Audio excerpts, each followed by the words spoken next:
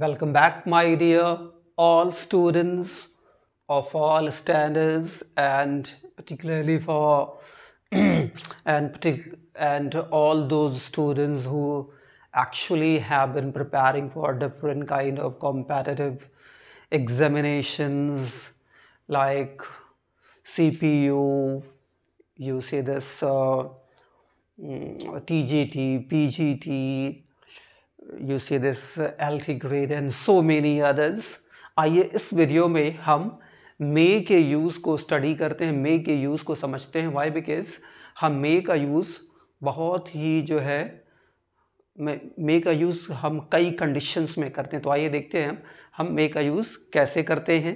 पहले देखिए, may is used with all three persons in present and future to express possibility. तो देखिए, पहले कह रहा है मे का यूज हम तीनों पर्सन, यानी कि आप जानते हैं तीन पर्सन होते हैं, फर्स्ट पर्सन, सेकंड पर्सन और थर्ड पर्सन। मैंने इसको इसके पहले वाली वीडियो में बताया, उसको आप एक बार जाके देखिएगा और समझिएगा।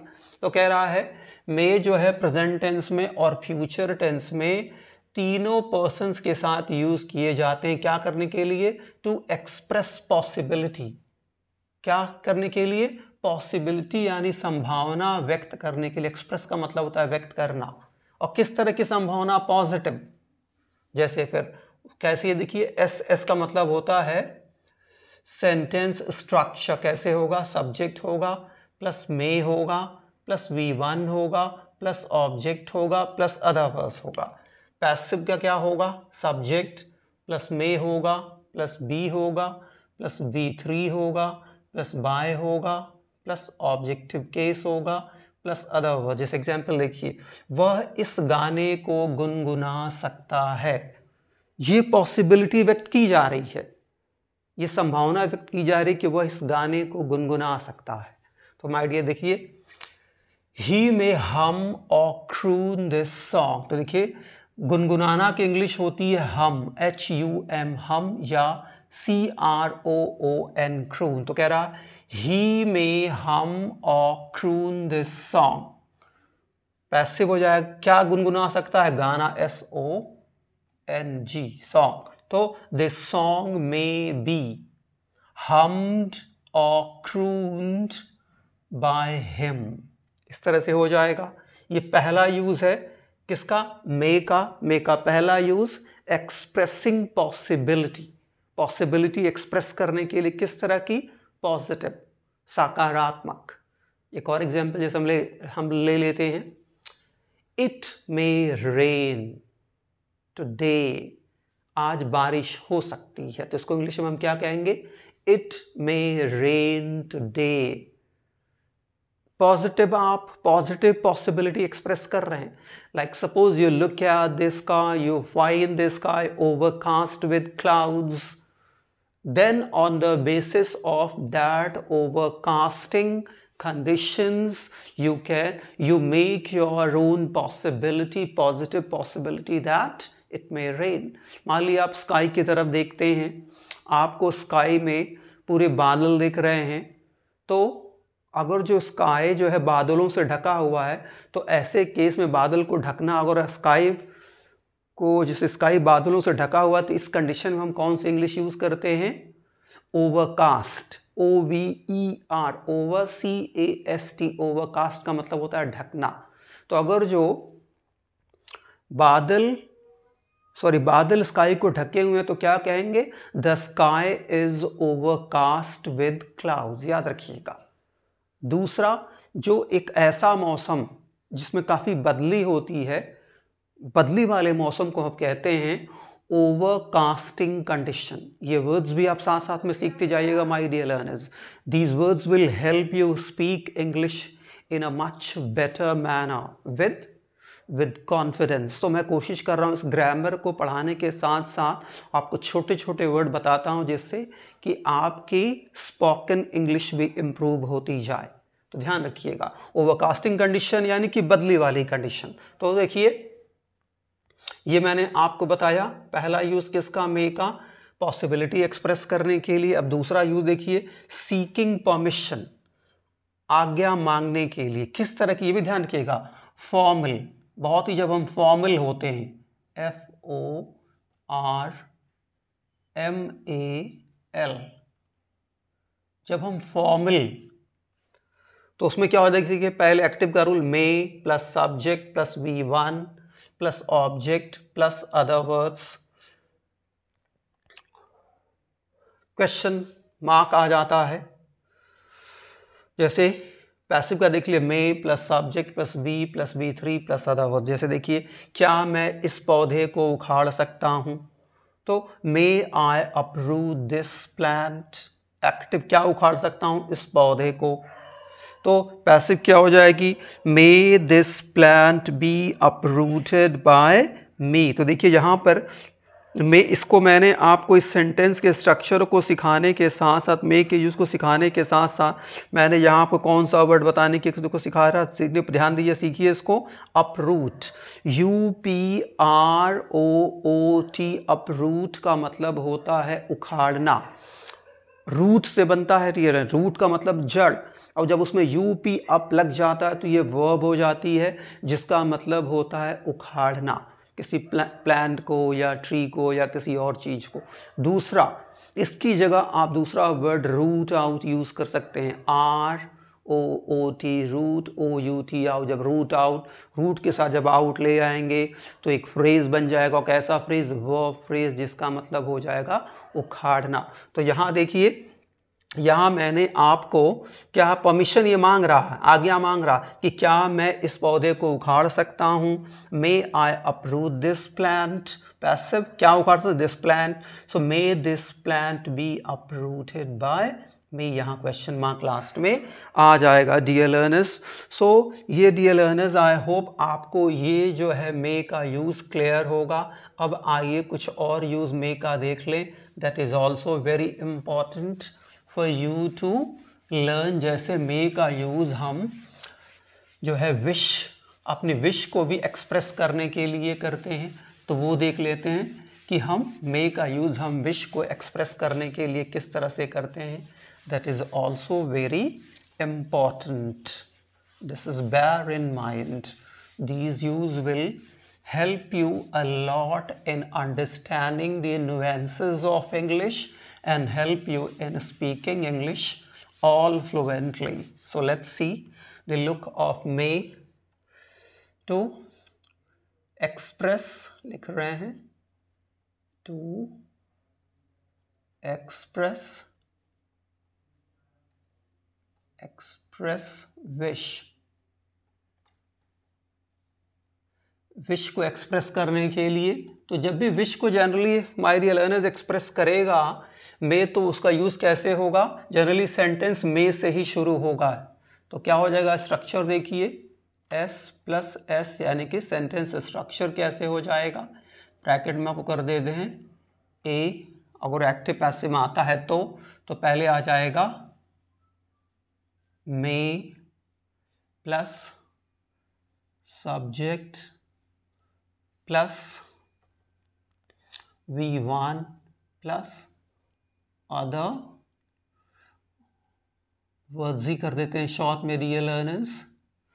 पैसिव देखिए क्या हो जाएगा, पैसिव में अभी हो जाएगा सबसे पहले may plus subject plus be plus V3 plus other words. Example के तौर पे लिख सकते हैं कि एग्जाम्पल ले लें कि भगवान करे, भगवान भगवान करें कि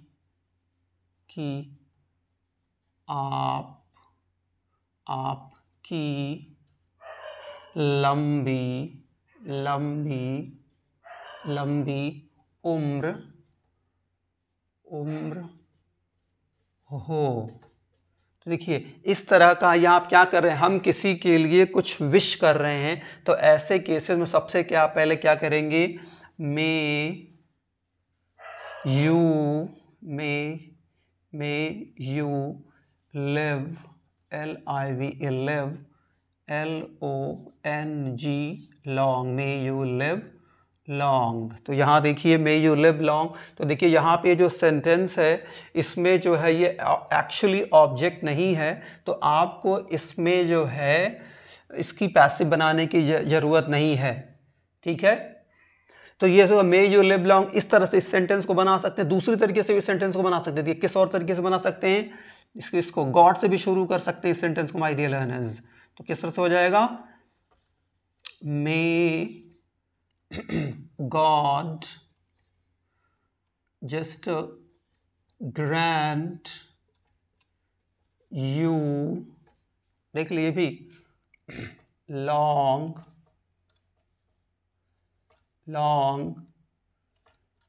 life। इस तरह से भी डियर लर्नर इस सेंटेंस को आप बना सकते हैं, ठीक है।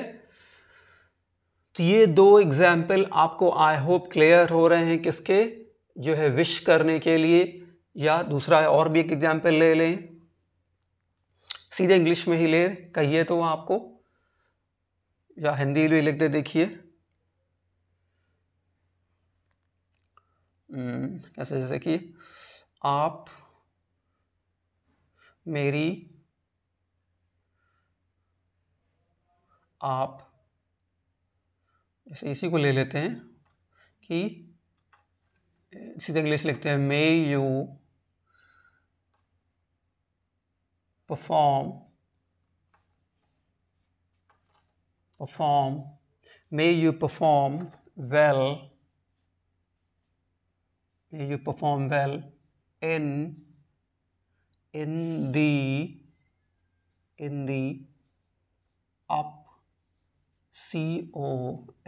COMING upcoming board, BOARD upcoming board exams, EXAMINATIONS।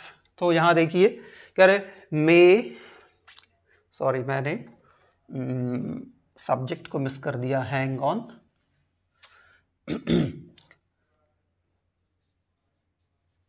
May you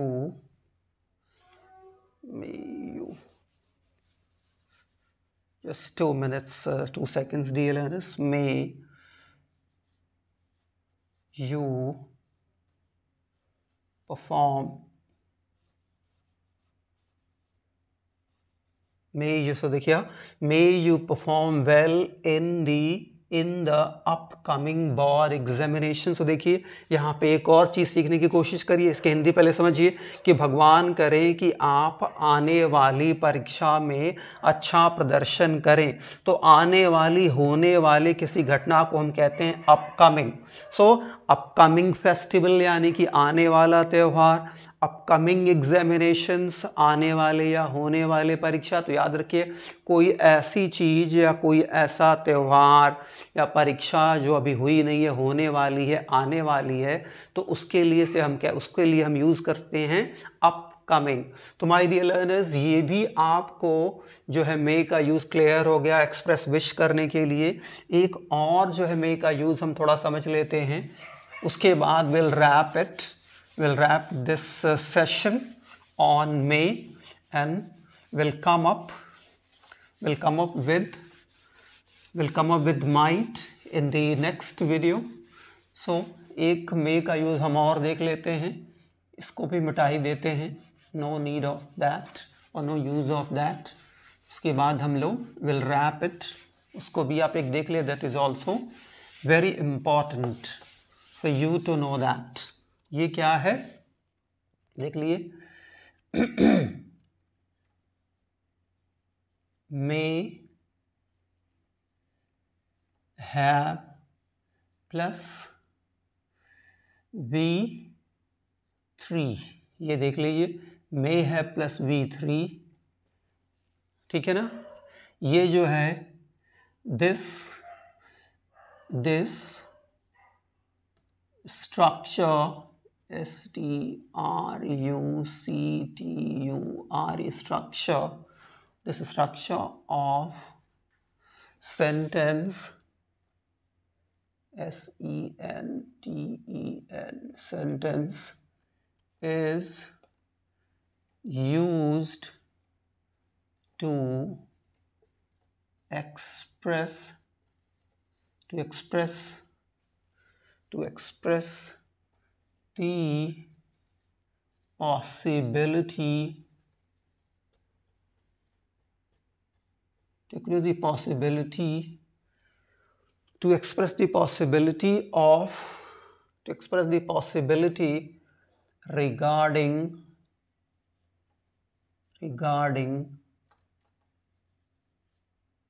possibility regarding completion of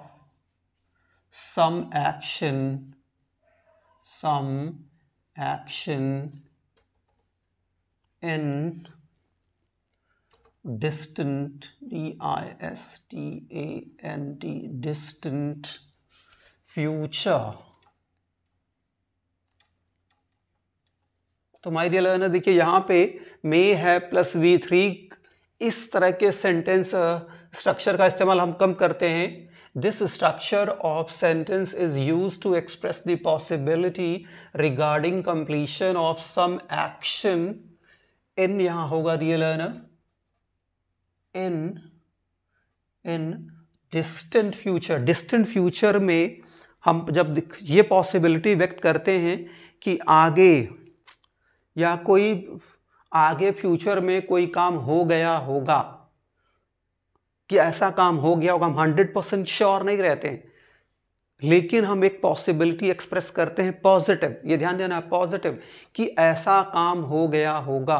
तो ऐसे केस में है हम सब्जेक्ट प्लस में है प्लस V3 का स्ट्रक्चर का यूज करते हैं। आइए देखते हैं कैसे इसको स्ट्रक्चर में यूज करेंगे। पहले एक्टिव सेंटेंस स्ट्रक्चर, तो क्या होगा, subject plus may plus have plus V3 plus object plus other words. Passive देखिए, subject plus may plus have plus been plus V3 plus other words. Example के तौर पे हम लेते हैं, देखिए, वह उन लोगों को अस्पताल ले गया होगा। तो देखिए यहाँ उम्मीद जो है जताई जा रही है, पॉसिबिलिटी एक्सप्रेस की जा रही है, तो क्या होगा इस तरह से, he may have taken या कर सकते हैं आप rushed, RUSHED, rushed those people, people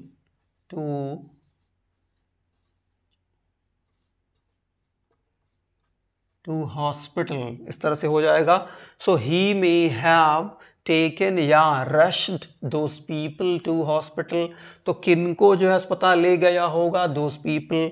तो ये जो है आपका एक्टिव, ये है आपका पैसिव। तो क्या होगा, those people सब्जेक्ट बन जाएंगे, तो क्या होगा, those people may have been may have been rushed और taken कर लेंगे आप, rushed to hospital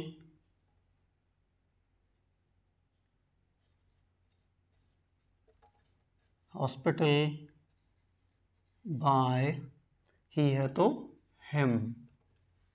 ये हो गया डियर लर्नर्स। एक एग्जाम्पल और ले ले, चलिए एक एग्जाम्पल और ले लेते हैं एक्टिव का। तुम्हारी, सीधे इंग्लिश लिख रहे हैं उसको आप हिंदी हम आपको बोल देंगे।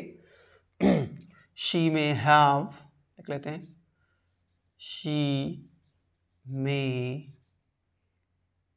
हैव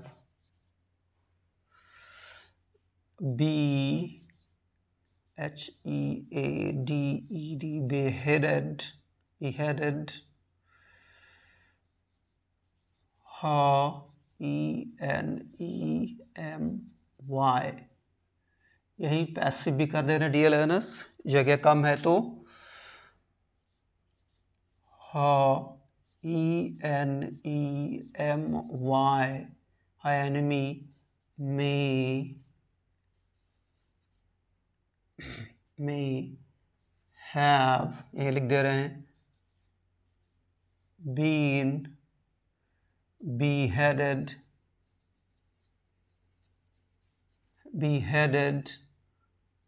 by her, समझ लीजिएगा। तो यहां देखिए मैंने कहा पहले she may have beheaded her enemy, देखिए BEHEADED, behead का मतलब होता है माय डियर लर्नर्स सिर काट देना। behead याद रखिएगा ये इंग्लिश वर्ड भी, BEHEAD, behead का मतलब होता है to separate the head from the body, शरीर से सिर को अलग कर देना, इसकी इंग्लिश होती है behead, BEHEAD। दूसरा वर्ड होता है decapitate, DECAPITATE,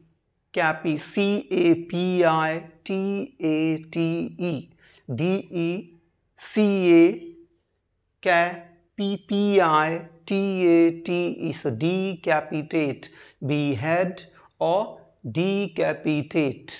और ये दो word generally my dear learners use होते हैं सिर अलग कर देना शरीर से। तो कह रहा है कि देखिए मैंने लिखा है she may have beheaded her enemy, उसने अपने दुश्मन की हत्या, वह अपने दुश्मन का सिर, उसने अपने दुश्मन का सिर कलम कर दिया होगा, उम्मीद जता रहे हैं, पॉसिबिलिटी एक्सप्रेस कर रहे हैं।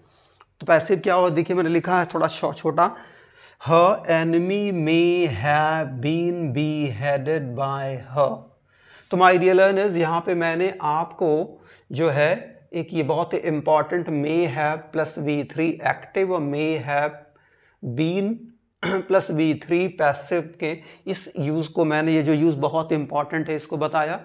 नेगेटिव में अगर सेंटेंस नेगेटिव होता है तो may के बाद आप नॉट कर देंगे, एक्टिव में भी और पैसिव में भी। तो my dear learners I hope ये वीडियो आपको हेल्प करेगा मे के यूज़ को प्रॉपर वे में समझने के लिए। Thank you my dear learners.